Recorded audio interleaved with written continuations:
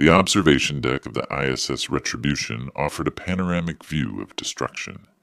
Commander Alara Vex stood motionless, her knuckles whitening around the railing as she stared at the smoldering remains of Typhon 3 below. The planet's surface was a patchwork of glowing embers and jagged ruins, the once thriving colonies now reduced to skeletal husks. The Empire had promised mercy. They had promised honor. They had promised lies. Static crackled in her earpiece. "Commander!" came Lieutenant Cale Renner's voice, roughened by interference. "We've located the site. You need to see this." Alara didn't respond. She didn't need to. The tension in Cale's tone told her everything. The dropship shuddered as it pierced Typhon 3's atmosphere, turbulence rattling the hull like the planet itself was resisting their intrusion. Alara sat rigid in her harness, her gaze fixed on the viewport. Beside her, Sergeant Rook, a grizzled veteran with scars that mapped every campaign of the last decade, checked his rifle with methodical precision. "Another pacification op gone wrong?" Rook muttered, not looking up. Alara's jaw tightened. This wasn't pacification. The ship touched down in a cloud of ash, the ramp lowering with a hiss of hydraulics. The air outside was thick with the acrid tang of ionized particles and something fouler, the stench of burned flesh. They found the first bodies 50 meters from the landing zone. Men and women in tattered resistance uniforms lay in neat rows, their hands still bound behind their backs. Some bore the clean, circular burns of execution shots to the base of the skull. Others had been torn apart by close-range blaster fire, their wounds too messy, too personal, to be the result of standard procedure. Cale crouched beside one of the corpses, his gloved hand hovering over a faded insignia on the uniform's sleeve. "3rd Battalion," he said quietly. These were the ones who surrendered at the gorge. They were supposed to be transferred to a prisoner facility. Alara knelt beside him, her fingers brushing against a cold wrist. The skin was mottled with bruising, defensive wounds. These people had been restrained, helpless, and then slaughtered. A soft chime from her wrist comp broke the silence. The encrypted message was brief, bouncing through 3 relay points before reaching her. "Admiral Kor has initiated protocol clean sweep. All POW holding sites to be liquidated. No exceptions, no records." She looked up, meeting Cale's eyes. The horror in his expression mirrored her own. "They're doing this everywhere," he whispered. Admiral Dracus Kor was a man who prided himself on efficiency. In the marble halls of the Imperial High Command, where other officers debated morality and long-term consequences, Kor had always advocated for simpler solutions. "Dead rebels don't rebel," he'd said during the strategy session, his voice carrying the same casual disdain one might use to discuss waste disposal. The High Command had murmured. A few had even frowned, but no one had objected. Why would they? The war was all but won. The scattered remnants of human resistance were no match for the Empire's fleets. And prisoners, prisoners were a liability. Kor had signed the order without hesitation. Back aboard the Retribution, Alara stood in the dim glow of the war room's hollow table, the flickering blue light casting sharp shadows across her face. The display showed the latest intelligence reports, each one worse than the last. Prisoner facility on Cygnus Beta, liquidated. Surrender convoy near the Raxus belt, ambushed, no survivors. Medical station Gamma 9, destroyed with all personnel inside. Sergeant Rook leaned against the bulkhead, his arms crossed. "Even if we wanted to do something, we can't. We're one ship." Cale tapped a command into the console, pulling up a star chart. "Not if we hit them where it hurts." Alara studied the display. The Auriga supply depot glowed red in the tactical overlay. A sprawling Imperial station, lightly defended but packed with munitions, fuel, and most importantly, Data. You're talking about stealing classified records, Rook said flatly. I'm talking about proof, Call countered. Ship logs, execution orders, everything we need to show the galaxy what they're really doing. Alara was silent for a long moment. Then she reached out, zooming the display in on the depot's communications array. And when we have it? Rook asked. Alara's voice was quiet, deadly. Then we make sure everyone hears. The retribution slid through the void like a blade in the dark, running silent with all non-essential systems powered down. Alara stood at the tactical display, watching the Ariga Depot grow larger in the view screen, a sprawling orbital complex wreathed in the cold glow of docking lights. 30 minutes to insertion, Kale murmured beside her, adjusting the straps of his tactical rig. Scans show minimal patrols. They're not expecting trouble. Ilara's fingers traced the edge of the display. That's their first mistake. Rook snorted from across the room, checking the charge on his plasma cutter. Only one we need. The plan was simple. Too simple. That's what worried her. The infiltration team moved like ghosts through the Ariga's underbelly, their stolen maintenance uniforms granting them just enough anonymity to pass cursory inspection. The air here was thick with the scent of lubricants and stale oxygen, the distant hum of machinery masking their footsteps. Alara kept her head down as an Imperial tech squad passed, their boots clanging against the grated walkway. One glanced their way, and for a heartbeat, she felt the weight of scrutiny. Then the man turned back to his datapad, dismissing them as just another repair detail. Kale's voice crackled softly in her earpiece. Data core is 2 levels up, security checkpoint at the junction. She exhaled slowly. This was where it got dangerous. The checkpoint was manned by 2 stormtroopers, their white armor gleaming under the harsh station lights. Alara watched from around the corner as one shifted restlessly, his blaster rifle tapping against his thigh plate. Think they'll rotate soon? Rook muttered. Alara shook her head. We can't wait.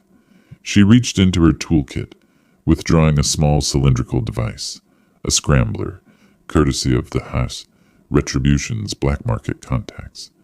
With a flick of her wrist, she sent it rolling across the floor. The stormtroopers turned at the sound. The lead one nudged it with his boot. What the? The device hissed, emitting a pulse of electromagnetic static. The lights flickered. The troopers' helmets shorted out in a burst of feedback, their shouts muffled by the malfunctioning systems. Alara was already moving. 2 quick shots from her suppressed pistol dropped them before they could raise the alarm.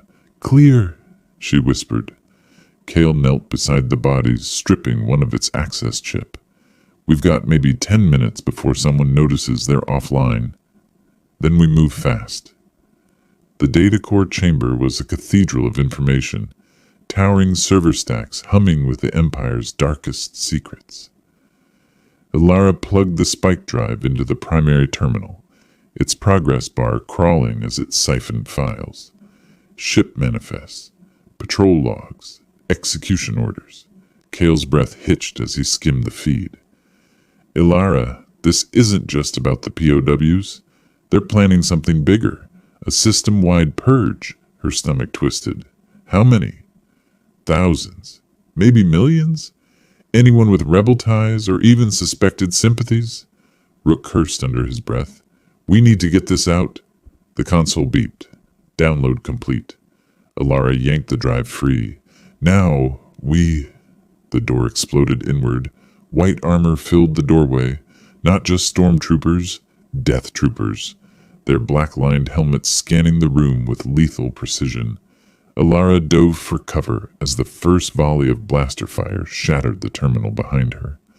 Rook returned fire, his rifle barking in the confined space. One trooper fell, but more were coming. Back door! Kale shouted, pointing to a maintenance hatch. They ran, the troopers' boots pounding behind them. The narrow service tunnels twisted like veins through the station's guts, the walls close enough to scrape their shoulders. Ilara's comm crackled. Retribution to team, we've got company. Imperial cruiser just dropped out of warp. They know you're there. She gritted her teeth. Change of plans. We're not leaving yet. Kale shot her a look. What? She tapped the station schematics on her wrist comp. Broadcast array. If we can reach it, we can send the files now, before they lock us down. Rook barked a laugh. You don't do anything small, do you, Commander? Ilara didn't smile. No, they ran toward the heart of the storm. The broadcast hub was a nest of screens and frantic technicians, their shouts rising as alarms blared through the station. Ilara didn't hesitate. She kicked open the door, her pistol raised. Everyone out! Panic erupted. Some fled. One tech lunged for a console. Probably a distress signal. Kyle shot him before he could reach it. Ilara jammed the spike drive into the main terminal. Open every channel. No encryption, no filters. All frequencies. The chief engineer, a gaunt man with the insignia of a loyalist, shook his head. You'll doom us all. She pressed her gun to his temple. Do it! His hands trembled over the controls. The console beeped. Live in 3, 2... Ilara took a breath, and the galaxy heard the truth. The transmission tore through the galaxy like a supernova, bypassing Imperial sensors through 1,000 back channels and smuggler relays. Within hours, it reached every corner of civilized space, from the gleaming spires of Coruscant to the dust-choked outposts of the Outer Rim. Ilara's face appeared on 1,000,000 screens, her eyes burning with righteous fury. People of the Galactic Empire, she began, her voice stripped of all military formality. What you are about to witness is not rebel propaganda.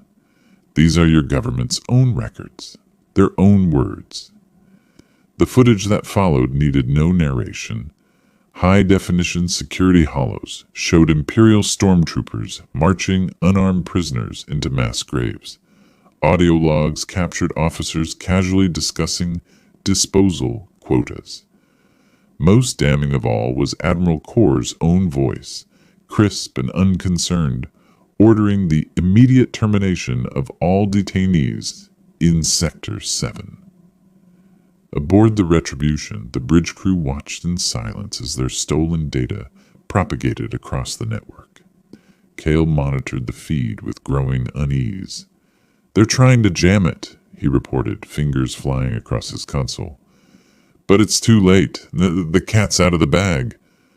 On the surface of a mid-rim world, a family of factory workers huddled around their illegal receiver, the father's calloused hands trembling as he watched his government execute surrendering soldiers. In a core world academy, a young cadet paused her studies, her textbook slipping forgotten to the floor, as Ilara's voice filled the dormitory. Deep in Imperial territory, a grizzled smuggler named Jax rerouted his entire cargo network to rebroadcast the signal, grinning as he outmaneuvered 3 Imperial patrol ships. The effect was immediate. On 100 worlds, protests erupted. Imperial recruitment centers found their lines empty. 2 entire battalions on the frontier refused deployment orders. But in the halls of power, the reaction was far more dangerous. Admiral Kor stormed through the gleaming corridors of the Imperial flagship, his polished boots striking the deck like hammer blows. I want that ship found, he roared at his cowering subordinates. Every resource, every asset. You bring me Ilara Vex's head, or I'll have yours instead. Only Commander Tavar dared speak. Sir, perhaps we should consider damage control. A statement. Kor backhanded him across the face. We don't explain ourselves to vermin. He straightened his uniform with a jerk. Prepare the 7th Fleet. We're going hunting. Meanwhile, the Retribution raced through hyperspace, her engines pushed to the limit. They're mobilizing everything, Rook reported grimly from the tactical station. We've got maybe 6 hours before every Imperial ship in the sector is on our tail. Ilara studied the star charts, her fingers tracing a dangerous course. Then we go where they won't follow. Set coordinates for the Naxos Nebula. Kale's head snapped up. That's a death sentence. The ionization will fry our systems within hours. Then we'd better work fast, Ilara countered, because right now it's our only hope. As the ship prepared for its desperate jump, Kale pulled Ilara aside. You realize what you've done, don't you? There's no going back after this. Ilara met his gaze steadily. There hasn't been since Typhon 3. The jump to hyperspace was rougher than usual, the ship shuddering as it escaped just ahead of an Imperial interdiction field. When they reverted to real space, the sight took everyone's breath away. The Naxos Nebula swirled before them, a vast glowing maelstrom of violet and crimson gases, crackling with electrical discharges. Sensor readings spiked erratically. Half the console displays flickered with interference. Shields at maximum, Rook ordered. All non-essential systems offline. The Retribution crept forward, the nebula's tendrils licking at her hull. Within minutes, communications became spotty, then failed entirely. Navigation became guesswork as their sensors succumbed to the interference. Then impossibly, a voice cut through the static. Unidentified vessel, you are entering restricted space. Identify yourself. Ilara exchanged glances with her crew. Restricted by who? A shape materialized from the nebula's haze. Not an Imperial ship, but a motley collection of retrofitted freighters and salvaged warships. The lead vessel, a modified Marauder-class corvette, powered up its weapons. This is Captain Sola Varick of the Free Vanguard, the voice continued. Last chance to identify. Ilara felt the first spark of hope in weeks. She opened the comm. This is Commander Ilara Vex of the ISS Retribution. We're the ones who just showed the galaxy what the Empire really is. A long pause. Then, well, I'll be damned. Welcome to the Rebellion, Commander. The nebula's swirling gases parted like a curtain before the Retribution, revealing the full might of the Free Vanguard. Ilara's breath caught in her throat as the scope of the operation became clear. Before them floated no less than 47 ships, refitted Imperial corvettes with their insignias hastily painted over, bulky freighters converted into carriers, and a motley collection of fighters that looked held together by hope and welding torches. Captain Sola Varick's face appeared on the main view screen, her dark skin crisscrossed with scars that told stories Ilara could only guess at. We've been waiting for someone like you, Commander, she said, her voice rough with the hard vowels of the Outer Rim. Someone who could make the whole damn galaxy listen. Behind her, the bridge crew of the Retribution exchanged glances. Rook leaned close to Kale, keeping his voice low. So what are we now? Fugitives with better company. Kale didn't smile. Targets with a bigger bullseye. Aboard the Imperial flagship, Judgment, Admiral Kor stared at the tactical display, his reflection distorted in the crimson glow of the nebula's boundary.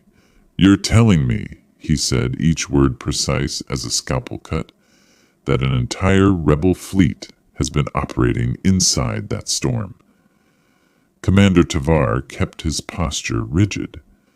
The ionization disrupts our sensors past the outer layers. Our probes get no further than we burn it out. Kor's voice didn't rise. It didn't need to. Ship by ship if we must. Tavar hesitated just for a second, but it was enough. Kor's gaze snapped to him. You disagree, Commander? Tavar straightened. With respect, sir, the nebula spans 3 systems. Even with the 7th Fleet's firepower, I don't care if it spans the galaxy. Kor's hand slashed through the holographic display, scattering star maps. We will drown them in fire. As the orders went out, Tavar's fingers brushed against the sidearm at his hip, and the data chip hidden beneath his glove. the same files Vex had broadcast, the ones he'd copied before Core could purge them. Deep in the nebula's heart, aboard the Free Vanguard's command ship, a repurposed ore hauler called the Forge, Ilara stood surrounded by rebel leaders from a dozen worlds. The air smelled of recycled oxygen and sweat, the makeshift war room buzzing with arguments. "We hit them now," growled a hulking mercenary from the Kelthon marches, his cybernetic fist slamming the table, "before they surround the nebula." "And do what?" snapped a former Imperial officer, her uniform stripped of rank. "Charge the 7th Fleet head-on? That's suicide." Ilara waited until the room quieted. "We don't need to beat them," she said. "We need to break them." She activated the holotable, pulling up schematics of the Judgment. "Core's made a mistake. By bringing his entire fleet here, he's left the core worlds undefended, and we have someone who can prove it." All eyes turned to Kale, who paled. "Oh, hell no!" The plan was madness. Kale's stolen Imperial codes got them past the first patrols, but the Retribution shook under the barrage of proximity scans as they neared the Judgment. Ilara stood at the helm, her face lit by the glow of warning alerts. "This'll never work," Rook muttered, fingers dancing over the gun controls. "It has to," Ilara said. Then the comm crackled. "Unidentified vessel, this is Commander Tavar, of the Judgment. You are ordered to—" Ilara opened the channel. "Commander, you've seen the evidence. You know what Core's done." A pause. Then so quiet they almost missed it. "I do." The hangar bay doors slid open. What happened next would be told across the galaxy. How Tavar turned his guns on Core's loyalists. How the Retribution's crew fought their way to the bridge. How Ilara faced Core not with a blaster but with a holocam, broadcasting his confession live to the entire Empire.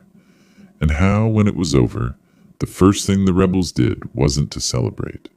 It was to transmit the coordinates of every POW execution site, so the dead could finally be buried. The war didn't end that day, but something shifted. On Imperial worlds, protests swelled. Soldiers defected. The Senate, long silent, found its voice. Aboard the Retribution, Ilara watched the first official peace delegation approach. Kale joined her at the viewport. "Think it'll last?" She shook her head. "But it's a start." Outside, the stars burned cold and clear, no longer silent, no longer still.